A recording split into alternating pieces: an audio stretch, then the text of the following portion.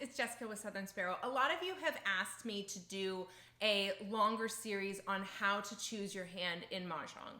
So I'm going to start to bring you these as often as I can. We're going to just do some dealing. So I just dealt out this hand for a different video on dealing, but I'm going to show you the tiles that I got. We'll get them organized. We'll look at our 2025 National Mahjong League card, and we'll start to pick a hand. So as I rack my tiles, when you first get dealt your tiles, I like to organize them by suit. And then within the suit, I like to organize them in number order. So I will put them in order, numbers 1 through 9, and then the matching dragons. I like to put any jokers or flowers that I have over on the left-hand side of my rack. That's what makes sense for me. I like to put everything I'm keeping towards the left, everything I'm getting rid of towards the right as the game goes on. But for now, as I get organized, I'm just putting them in number order within their suits, so that then when you look at them, you can see, what do I even have and what's jumping out at me? So let me show you. I did not prep these beforehand. I just dealt what was in the wall when I set it up. So I am just as in the dark as you guys. So here's what we've got. We have 2 jokers. Love that. We love a joker. We have 3 dot, 4 dot, 5 dot, and a soap. The soap is the dragon that matches the dot suit. It's also the only dragon that does double duty. So that soap is the dragon for dots, and it is a 0 in the hands that require a 0. It's the only dragon that can be used as a 0.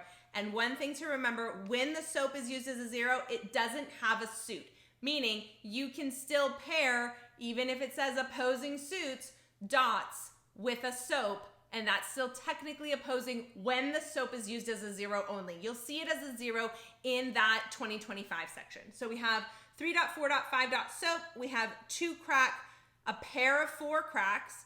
We have a bird bam, the 1 bam. We have a 4 bam. We have a 7 bam, and we have 2 souths.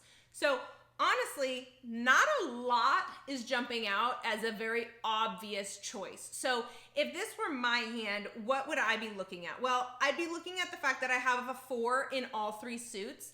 I like that. Having the same number in all 3 suits opens up the opportunity to look at maybe an any like number. There are some hands within the Winds and Dragons section that have like numbers as well. So let's open up our card. So here's our hand so far. We've just done the deal and some organization, so we really don't have a lot of direction yet, and that direction will come as we do the Charleston. So a lot of players will feel an obligation to, oh my gosh, I have to pick a hand the second I look at my tiles. And I will caution you against picking an actual line or hand on the card. And instead, when you first get organized, you're picking a section. So what are those sections on this National Mahjong League card? We have the 2025 section. As the card changes year by year, the numbers are just going to change, but this will be the year section here. Under that, we have our 2, 4, 6, 8. So those are your even numbers. We have any like numbers. Any like numbers, even though it doesn't say it in the parentheses, they really are, they have to be like numbers. So you can't look at these and say, oh, well, I can play, it has 1s, 2s, and 3s. No, they have to match numbers and be across the suits. So it's shown as 1s. You can play that section as any number. So you could play it as all 9s, but it would have to be all 9s. You can't turn it into a run. Okay, up top in the center section, we have quints. Then we have consecutive run. So that's going to be where you're counting up 1, 2, 3, 4, 5, or 5, 6, 7, 8, 9. You have 1, 3, 5, 7, 9. So that's your odd numbered section. You have Winds and Dragons. You have 3, 6, 9, and you have singles and pairs. So reminder, you cannot use a joker in a singles and pairs hand, and you must use jokers in quints hands. So just if you don't have a handful of these jokers here at the beginning on the deal, I would not look at this section here. And if you do have jokers like we have here, I would probably stay away from the singles and pairs section unless you have, the bulk of the hand already on the deal as a lucky thing, because you're going to then end up having to discard those jokers, and that always feels like a waste to me. So looking at the sections that are jumping out at me, okay, I see we've got kind of 3, 4, 5. We have 2, maybe 2, 3, 4. We've got the 4 here. The two sections that I'm probably going to look at if this were my hand would be the any-like numbers and potentially consecutive run. So what am I going to say I can get rid of?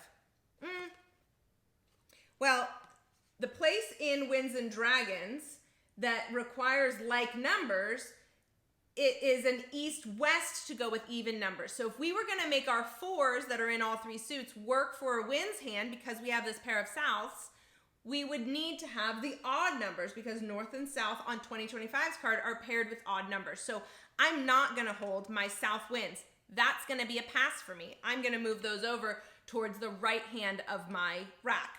I don't want those. 7 seems a little high for a consecutive run for me with the numbers that I have. So I'm going to get rid of this 7 bam. I'm also not quite sure on this soap. Because I've already identified 3 tiles that I don't want, that's probably going to be my first pass. So I would pass these 3 thinking that my sections are either going to be any like numbers with those 4s or consecutive run with maybe a 2, 3, 4 or 3, 4, 5 situation. So holding the 4s, holding the 2, 3, 4, even holding this 1 in case we end up in a situation where I get past those lower numbers, I'm going to hold because I've selected kind of 2 sections, this any like numbers section with my 4s and this consecutive run with my 2, 3, 4, 5s. So that's what I'm going to hold for the first pass. This is obviously a mock Charleston. So I've dealt in these other hands in a different video. I'm just going to pass to the right and I would, because I'm practicing, take 3 tiles. So if you're doing this at home, you don't have to set up your mat and your racks and your tiles and build walls and all of that nonsense. Get out your bag. Where's my bag? Oh, I put it away. Get out your bag of tiles and just shake them up. Reach in, grab yourself 13 or 14 tiles, and then each Charleston pass, get rid of that, take 3 new out.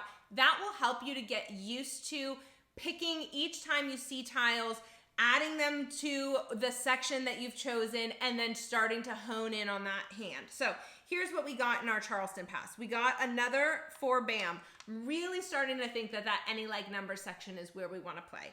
We've gotten a 9 crack and we've gotten a 7 dot. So based on this, I'm really thinking because we have 4s in every suit and we have 2 pairs of them, I really like this any like number section. Now, we will need to find ourselves some flowers. There's 8 flowers in the set. I feel like every time you choose a hand that they are in, they're really hard to come by. And anytime you choose a hand that doesn't need flowers, all of a sudden there's 100 flowers out on the discards. But flowers are really quite necessary on a lot of hands this year on the 2025 card. This year's card has a lot more hands than the 2024 card did that require flowers. So if you do get flowers during the deal, or if someone is, passes you a flower during the Charleston, you'll definitely want to hold on to it until you're certain what hand you're going for. So I'm thinking we're going to live in this any like numbers with our 4s. So I'm feeling more willing to get rid of the other numbers that aren't 4s. Now, in the any like numbers section, there are 2 hands that require dragons. So I am going to retain my soap, my little dot dragon. I'm going to keep him. I'm going to get rid of my bird bam. I'm going to get rid of my 2 crack. I may still hold on to this 3 and 5 because I like that they're all in one suit, just in case I get a crazy non sequitur on this next pass. But usually by this second pass, so this is my second pass, I'm just going to get rid of these 3. Again, we're doing it as practice, so I'm just kind of stacking them up over here. And I'm going to grab another 3 from over here. Oh, I had dealt in blanks into these walls, so I'm going to not keep that just so that this video is relevant for everyone, even if you don't play with blanks. So let's see what we got. Okay, well, that's lucky. I got a flower, I got a 9 crack, and I got an 8 dot. Let's talk flowers during the Charleston. I just told you there's a lot more hands on the 2025 card than previous years that need flowers. So you'll hear from some people, never pass a flower, and that's a really good rule of thumb, but it's not a rule. So the National Mahjong League rules say that you cannot pass a joker, but they don't say you can't pass a flower. That's more of a strategic choice. So maybe this person, this would have been my second pass, this would have been my over in the Charleston. Maybe this person doesn't need flowers and they're certain of it, and so they were willing to let them go. But the never pass a flower is a good rule of thumb, but is not a hard, fast rule for Mahjong. So now we have a flower. I'm really, really thinking that we are definitely going to play in that any like numbers. So here's what we've got on the rack so far. We have our flower, we have our 2 jokers, we have our 4s in every single suit, and I'm holding on to that soap, that dot dragon, because there are 2 hands in the any like numbers section that require dragons. So we're gonna do our pass to the left here. So again, I'm just taking from this wall over here because we're practicing. We've got, this pass is nothing we want. So we don't want the West, we don't want the 8 bam, we don't want the 9 crack. Well, that's a bummer. All right, let's do that second left. So we're heading into the second Charleston. I hope everybody at my table wants to continue, otherwise we would have had to stop there. But this is what you can do to get fast at picking a hand. So you're just gonna keep practicing these Charleston runs and choose a section first, and then start to see what you get in these faux passes, and that way you're starting to get faster at picking your hand. So look, I've gotten another soap, and then I have another 5 dot and an 8 bam. So this would be, okay, now's the decision point of, am I for sure going for that any like numbers hand? I think I am. Or do I want to keep this as a potential pivot line? So a pivot line is, what is a backup line that you can play? We're still in the midst of the Charleston. I would still need to pass 2 more passes. So I'm not gonna hang on to this. I am pretty sold on my hand, and I'm gonna lock it in, if you will. My hand is going to be this bottom line in any like numbers. So you'll have your flower, you have all 3 suits. This time we're playing it in 4s because we have the 4s in all 3 suits. You have pungs, groups of 3 in all 3 suits, and then you have a pung of one of the dragons, and we are pretty close with our pung on soaps.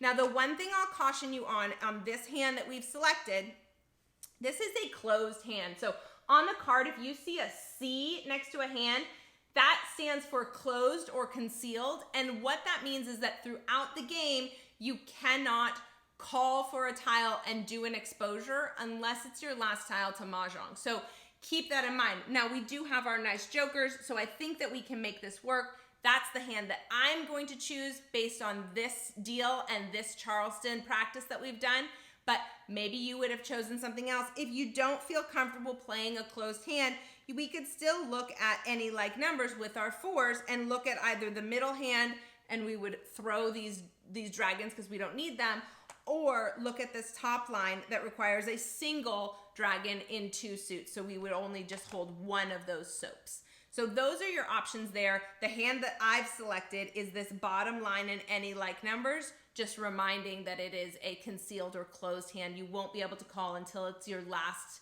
exposure needed for Mahjong. Okay? Hope that helps. We're gonna keep bringing you these little videos of how to choose a hand, and let me know if you guys have any questions down in the comments. Happy Mahjong, y'all.